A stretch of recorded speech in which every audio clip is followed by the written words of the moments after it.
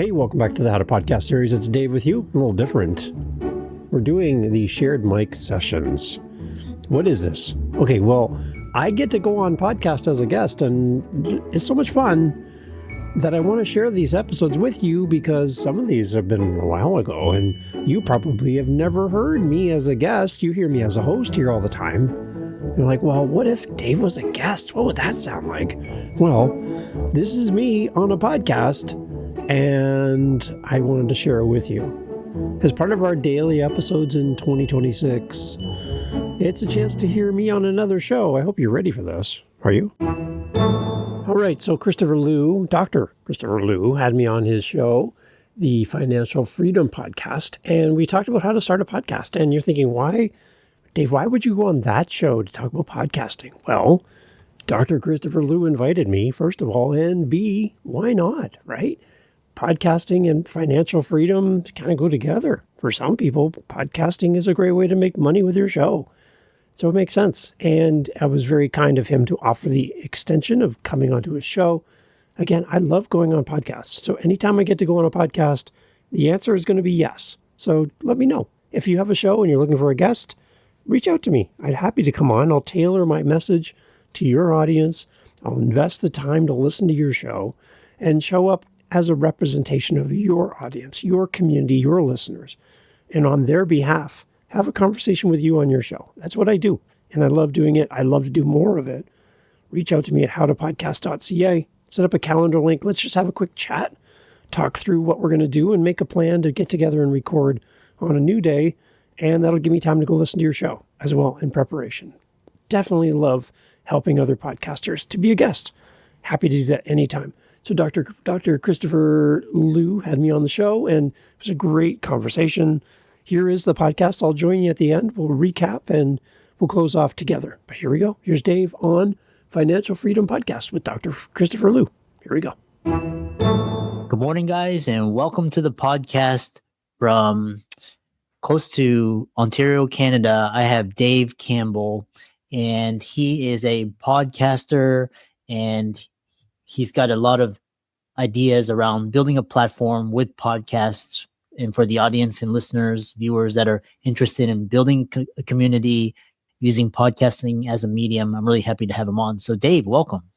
Excellent, Chris. I love your show. You have an amazing guest lineup here on the podcast. So I'm thrilled that I have a few moments with you today. It's great. Yeah. And briefly introduce yourself, and I'm excited to delve into the conversation. Yeah, I live in St. Catharines, Ontario, Canada, near Niagara Falls. I'll give you a spoiler alert. It's a big hill, lots of water. A lot of people come to see Niagara Falls. It's a beautiful place. I've been podcasting for about 6 years now. I host 9 different podcasts on my own, and I also help people create their own podcast. Whether you're a doctor, a speaker, a lawyer, I work with people and helping them get their message out to the world. So great to be with you, Chris. Interesting. So kind of talk about just the area of podcasting, because, a lot of thought leaders, influencers, public speakers, coaches, they have blogs, they have newsletter, they have social media. Why tune to podcasting currently? Podcasting is growing. We're seeing it in the market right now, that being able to take you along with me as I travel and be able to hear your message. A blog is great. Love blogs. They don't travel well in the car. You can't read while you drive. You shouldn't be. So having something in an audio format, I love podcasting because it's a companion piece for people as they do their daily routine. So you can come along with me or your favorite podcast host, and they can keep you company as you're doing other tasks at the same time. So it's a great way to level up your skills or knowledge and connections with community while leveraging what you know. There's people who are listening and watching this today. Things that other people would love to tap into, and they would love to connect with you as a person. Again, it's one thing to read a blog, but it's another thing to interact with your favorite leader and thought leader by going into their podcast, whether video or audio. It's a great opportunity to make connections, and those connections lead to great things in the future as well. Interesting.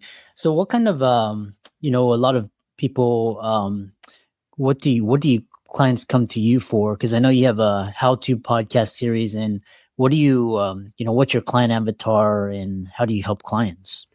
a lot of the people that I talk to are thinking about starting a show, and they're a little bit distracted by the noise in the space. There's so many opinions, there's so many options, and it gets to be a little overwhelming to the point where some people feel like, well, maybe podcasting isn't for me because I can't make sense of all the things going on and all the different voices. I like to make it super easy, super simple for people and give them the right path that works for them. So whether you're a business, you're a coach or a leader, a doctor, and your time is limited, maybe you're looking to outsource and have people support you, and you're the voice of the show and you have a team that supports you, or you are more do-it-yourself and you want to have the skills and talents and abilities to do all the work here on your own. You're not really looking for a team. So we kind of have two different approaches to how we set people up. But the biggest thing in all of this is the reason behind the show. And that's something for everyone to consider, whether you're thinking of podcasting, is why are you going to do a show? Is it to bring people into your network and your community that want to work with you, hire you, be in your support as community members? Or is it just for fun and entertainment? There's also that side of it as well. Interesting. And then the next question I have for you is, what situations would people not want to have a podcast? Does everybody need to be podcasting, or are there certain thought leaders or niches where, podcasting is just kind of not really relevant? I would love everyone to have a podcast because I'm biased, but I would also say that maybe podcasting isn't for you, depending on your workload, your commitments. If you're a speaker and you're traveling, there's a lot of complexities to what people might be doing and experiencing. But I would say, even if your own podcast isn't for you specifically, being a guest on podcasts is a great way for people to connect with you, for you to share your message and leverage someone else's audience and all of their work they can do for you behind the scenes. Just being a guest, adding that to your workflow, adding that into your speaking, adding it to where you show up online, being able to have a chance to have 20, 30, 45 minutes, having you, the star of the show, as a guest, I think can really lead a lot of people back to you. A high return on investment just by guesting. Interesting. So kind of for those people that are interested in, either starting a podcast, what is your number one tip to get started? There's a quote that I love by Theodore Roosevelt that says, "Do what you can with what you have where you are." Do what you can with what you have where you are. Relates to podcasting, relates to anything that we really create. Do what you can. What can you do right now? So you're a busy speaker, you're a busy doctor, you're a busy lawyer. You don't have time to do it all. So do what you can with what you have. We have basically everything we need to do a podcast. You can always upgrade, you can always move up and get better and better equipment as you go, but you really don't have to buy the best of the best to get started. So do what you can with what you have currently. And then the biggest thing at the end there, where you are, you know enough right now to start. You know enough about your topic, you know enough about your community, you know enough about your subject to lead the conversation. So you have enough knowledge to begin. Where you go from there and how you level up and how you invest in your show, that's a future conversation. I see a lot of people getting a little overwhelmed by all of the things. And then again, like I said, they never start. So do what you can with what you have where you are. It's a great starting point. Mm-hmm. And so the other question I have for you is, what are your top tips for growing a podcast? Getting to know your community, having FaceTime wherever possible with people who follow, listen, and watch your show. I think that's probably one of the things that people are looking for the most from a consumer side is a connection with the host. It's one thing to listen or watch a video or listen to your podcast and passively bring in the content from your favorite host. But the moment they have time with someone like you, and I can then speak with you and understand you, and there's a deeper level of connection that happens simply by having time with your favorite host. So wherever that fits into your schedule, whether you do that from stage, you do it after you speak, after you come off stage, but your podcast is that underlying foundation that continues to build community for you while you're doing other things. So I really love that. So my biggest challenge for anyone thinking about starting a show is to what end? Like, what is the end result? What are you looking to do? If it's to build community around your message, then create space in your day, in your calendar to talk and spend time with the people, just like you would when you come off stage and there's people gathered around for a few minutes of your time after your keynote. This is what podcasting is. It's you stepping off stage after a keynote and investing in your community that have gathered around you. That's a great visual to kind of keep in mind when you start your podcast. Interesting. The other question is, when you talk about community, what are some other ways to grow your podcast, like in terms of metrics? Like, is it social media? Is it an email list? Is it a newsletter? Is it like followers, listeners, downloads? Which of these metrics is important to pay attention to? They're all of them.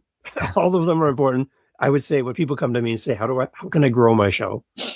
I always want them to define the word grow. What does that word grow mean for you? Because grow can mean numbers. Obviously, more people who listen, the better. But grow could also be the depth of connection. So I have a listener who comes and listens to my episode, but then goes and listens to more episodes. So they can grow in the depth of the catalog of what I put out there, grow in the depth of communication and connection, where now I've actually gone from a passive listener to an active community member. So my approach to podcasting is I want people to come and listen passively, and then I want to have them somehow raise their hand and say, I listen to your show. That's a great step. And from there, how can I reach out and talk to them and have a conversation with them? And then the last part, how can I get my listeners to talk to each other in community? Just again, let's go back to the keynote. There's the people gathered there to listen to a great keynote. After the keynote's over and the speaker leaves, people are milling around talking about what just happened. That's community. And I think in podcasting, if we can build a place where people can meet each other as fellow listeners, as fellow viewers, I think that's a beautiful base to build something from right there. Interesting. And so, when you talk about, it sounds like, is it particular call to action? Is it a sign up for a newsletter? Is it sign up for an email list? How do you get people to raise their hand and get to the next step? One of the things I started right off the bat, well, there's two. One was I use a thing called SpeakPipe at speakpipe.com. It's totally free to set up. I don't get paid for this. But on SpeakPipe, people can leave you a voice message, which is great. So as people passively listen and you encourage them to reach out, give them an easy way to do that. So on SpeakPipe, they click one link, they can record a voice message, comes right to me, and I can respond with a voice message back and forth. I can also pull that voice message into my podcast and play their comment, their answer to a question. I can bring them in, make them part of the show. So I really like that kind of interaction that happens. So that's one thing. And the other one is I use Buy Me a Coffee, which is just a way for the audience to give back. Now, whether you use that money to help support your podcast, or maybe you don't need that. Maybe you can take the donations and the sponsorship that comes in from listeners, reinvest that into maybe someone in your community who could really use some help. And then tell your audience, listen, because of your kindness, we were able to take the money that's come in this year. We were able to help a family in need this year because of you. We don't really need the money here on the show, but I want to say thank you for your kindness. Any way you can get your audience to interact with you, voice messages, donating to the show, those are all things that can be a community building aspect to your podcast, which will help people self-identify as a listener and then get involved as well. Interesting. The other thing is, with a lot of these communities, safety is very important. And what sort of guardrails do you use to promote podcast community safety and have the community thrive? One of the other things I've done is recently, about a year now, I've been doing it. It's on meetup.com. I host twice a week a podcaster meetup where we get together with podcasters from around the world and we help each other. It's a community. It's listeners of the show and people who have never heard my show, which makes me happy because there's potential for a new listener there. But we get together, we support each other, we help each other with each other's podcasts, we answer questions, and we do podcasting in community. So often as creators, we do a lot of things in a vacuum on our own, and the motivation to continue takes a little effort for us to show up and do the thing. But the moment you work in a group, in a community, you have all these people cheering you on, supporting you, emailing you off our meetups and, doing life together. And I think that's really amazing. And that's really important. So for that meetup group, I'm very careful on who comes in the group, who's adding value. Sometimes I have had people who want to come in and take from the group. They want to promote, they want to promote. They don't want to give. So one of my first questions I ask everyone who's interested in that meetup group is, what are you willing to give to this group by joining up? You're going to gain knowledge. You're going to gain connections. That's great. But what are you coming to give to the group? I think that's really important. Interesting. So, talk about just, podcaster basics, as a, because a lot of, guests, on the show, or sometimes they have, or they're like poor internet, or talk about some basic, etiquette for podcast guests. For guests, I would say to understand the show that you're going on. So before we hit record, I asked quickly, tell me more about your audience. I want to know who we're talking to so we can frame our questions and our answers to support the listeners and the viewers that are participating today. I think it's really important to have a conversation that ignores the audience, doesn't bring a lot of value to the people who are going to experience this later. So let's know who we're talking to up front.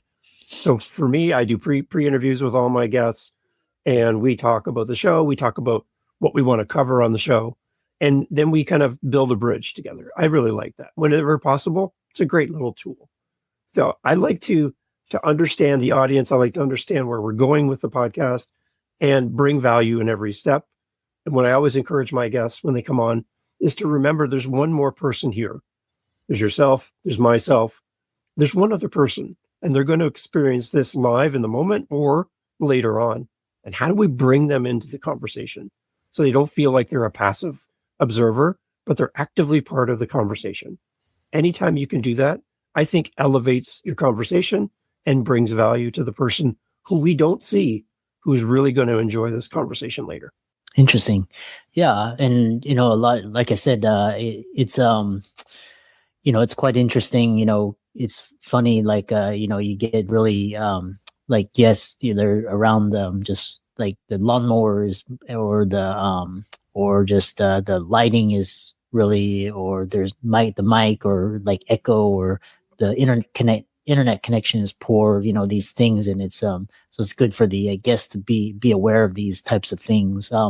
One thing, the other question is, for just in terms of podcast hosts and podcast guests, talk about this area of podfade, because people are like, oh, they're listening or viewing this, and they're like, oh, this podcasting is a great medium.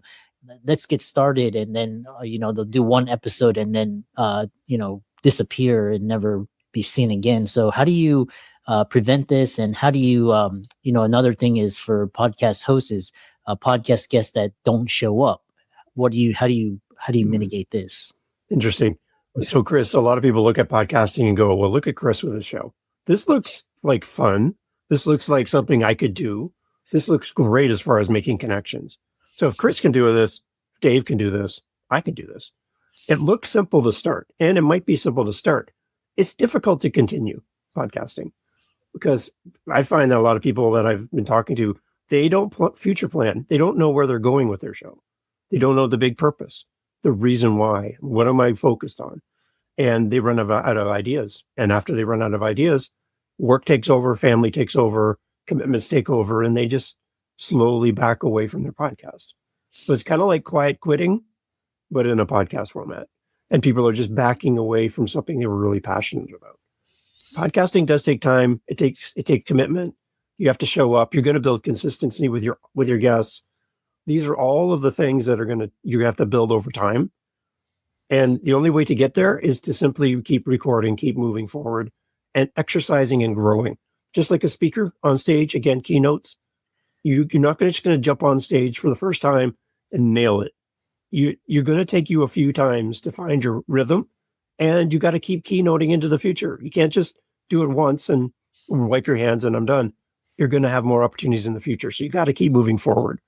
As far as people not showing up, that's a very interesting challenge to have. I've done many episodes, and I've been sitting in a waiting room for my guest. It does happen, and it's unfortunate, but at the same time, I try to treat all my guests with the humanity that there are things that happen. Something happens, and sometimes it's out of our control.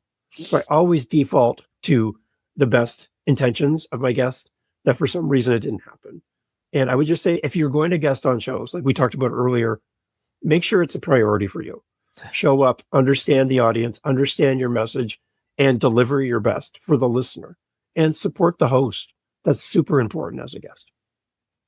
Yeah, really. So to conclude, talk about how people can find you and your podcast and your community, how they can connect with you and follow you and reach out to you and listen to you. Excellent. Well, I do have 9 different podcasts that I host. So let's narrow it down to one, because that's a lot to choose from. The How to Podcast series at howtopodcast.ca. So I'm in Canada. Howtopodcast.ca. Simple to find. Would love for you to come and check it out. We have guest co-hosts come on the show. They share their podcast journey. We have solo episodes, teaching episodes, and we're all here to help each other to grow your show, become a podcaster, and share and build a community around what you do. So I'm really glad, Clarissa, to be here with you on your show. I love your guests. I love what you do. And I just want to encourage you to keep going with your show. It brings you great value as a listener. I really enjoy it. Excellent. Thanks so much for coming on, and I really enjoyed this conversation. So there you go. My appearance on Dr. Christopher Liu's podcast, Financial Freedom Podcast. And I hope you enjoy that. It's nice to talk about the basics of podcasting again. Sometimes we get like 700 and plus episodes into the show, and you're like, it's good to go back and play the hits. It's good to go back and play the classics and things that are the beginning starting points that you might forget over time.